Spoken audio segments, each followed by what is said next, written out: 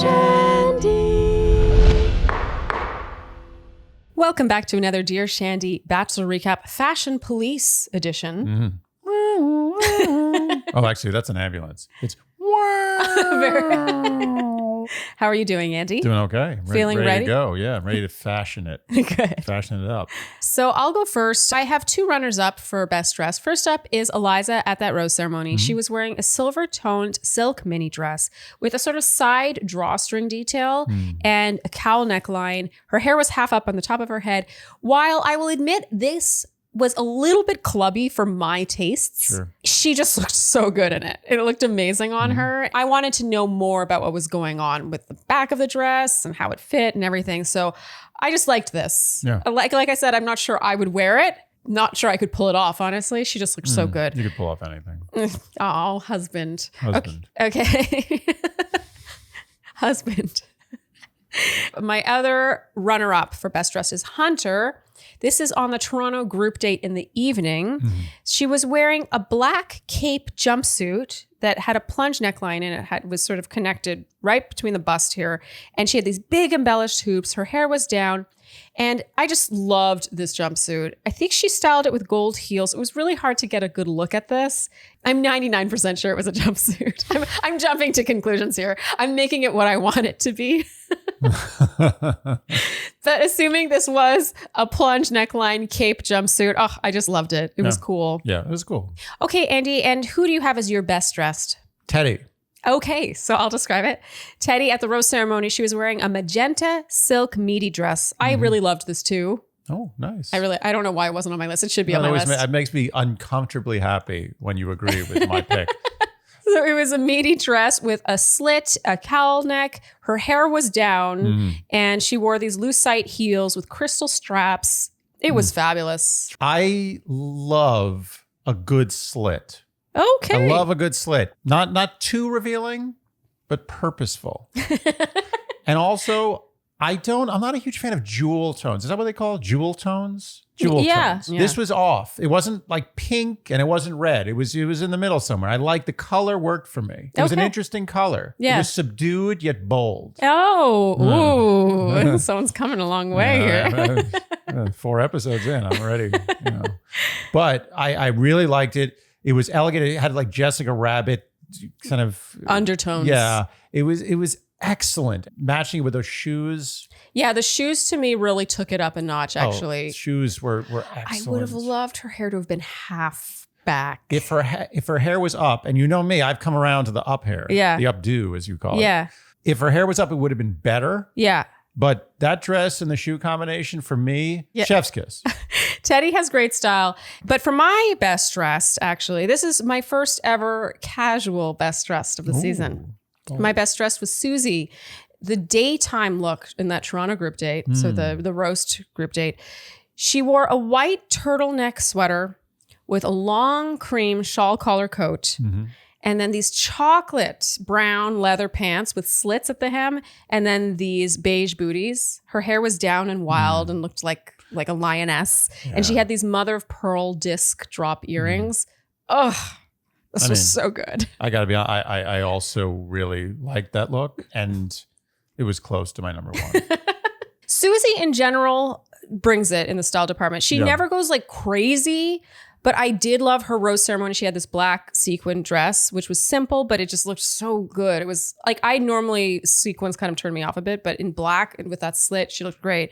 And here it was just like, oh, good choice, good choice, good choice, good choice. It all amounted to this just delicious, sophisticated and feminine, but also not trying too hard, not taking itself too seriously. Like it was practical. Like you could actually wear this every day. Yeah. It wasn't a for TV choice, you know?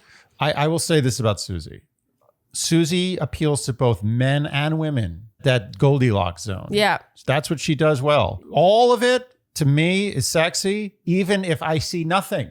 That's such a good point. She's wearing a turtleneck. She's wearing a coat. She's wearing long pants. Like she's pretty covered up there. It says something that as the straight man in the room, you're like, I also really appreciate that. It's not always about showing more. Yeah. You know, when the iPhone came out, I was like, this is stupid. But you know what Steve Jobs was? He was someone who he was an oracle. He was like, you don't know what you want. Yeah. I know what you want. Yeah. Susie tells me what I want, even though I don't know what I want. That's a big compliment. It is.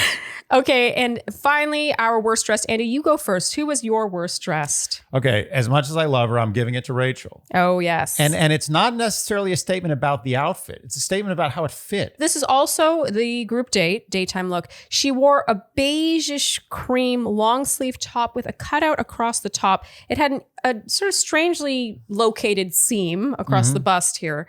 And she wore it with a cream oversized trench. It was actually thematically quite similar to Susie's, but it goes to show like how execution can make all the difference. It was similar. I noticed that too. Yeah. But not good. The colors were kind of similar. She wore camo leather pants and brick red booties here. You had a real issue with this top. Yeah, the top was lots of problems. First of all, it didn't fit well. Yeah, it was rumpled in the places where it shouldn't have been rumpled.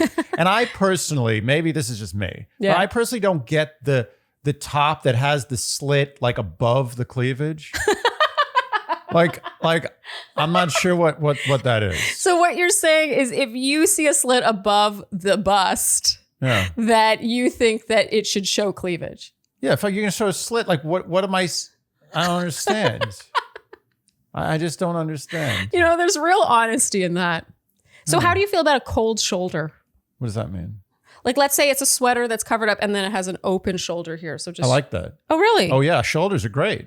Okay. Shoulder's a thing. The top of your chest below the neck where there's nothing happening is a sternum. Like, I've never heard ancient poems written about a woman's sternum. Okay.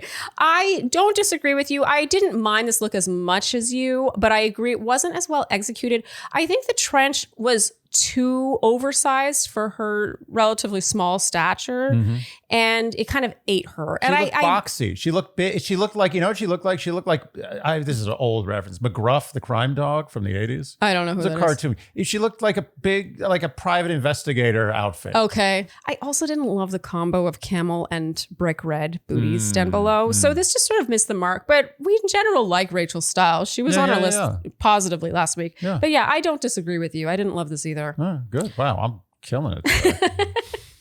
Finally, my worst dressed was Lindsay. And you know I hate to give worst dressed to someone who ended up going home. So I'll keep this light. At the rose ceremony, she wore a baby blue silk looking off the shoulder mini dress. It had major princessy vibes. Like it had the sort of ruching along the neckline of like a princess dress, and then on the off the shoulder detail, very princessy. And she wore it with clear PVC heels and princessy hair. This bordered on costumey for me. Well, it's like a child beauty pageant. Okay, so for me, I thought she looked like, let me think about which princess wears a blue dress. Cinderella. Yeah, it was kind of Cinderella, or it reminded me of Belle from Beauty and the Beast, that gold dress she wears. Belle, yeah, it is Belle. It was, let's say it was Cinderella. It was like sexy Cinderella. Like if you bought the costume in a bag, it just didn't look expensive. It didn't look rich. It looked a little obvious for me. And I loved the color, actually. And I didn't mind the neckline. Baby blue as well. I think had this been a meaty dress with a slit, even with that princessy top, and let's say she wore it with like a ponytail, like a slicked ponytail, that could have been rescued. But for me, it was just too many of the same theme. It's all about contrast, right? If you're going to go extreme one way, you got to go extreme the other way. Totally, yes. And that's what I think she kind of missed here. But I really like Lindsay, and this is not personal. And she still looked beautiful. It just wasn't my taste. Also a surprise departure. But that has nothing to do with the fashion recap. What do you mean a surprise departure? I didn't expect her to go so soon. Oh, I agree. Yeah. But that's not, we're not talking about that. Head to our regular recap. This has nothing to do with The Bachelor. Yeah. Okay, and Andy, that's it. That's it. Thank you guys so much for tuning in, and we'll see you next time on the Dear Shandy Fashion Police. Bye. Dear Shandy.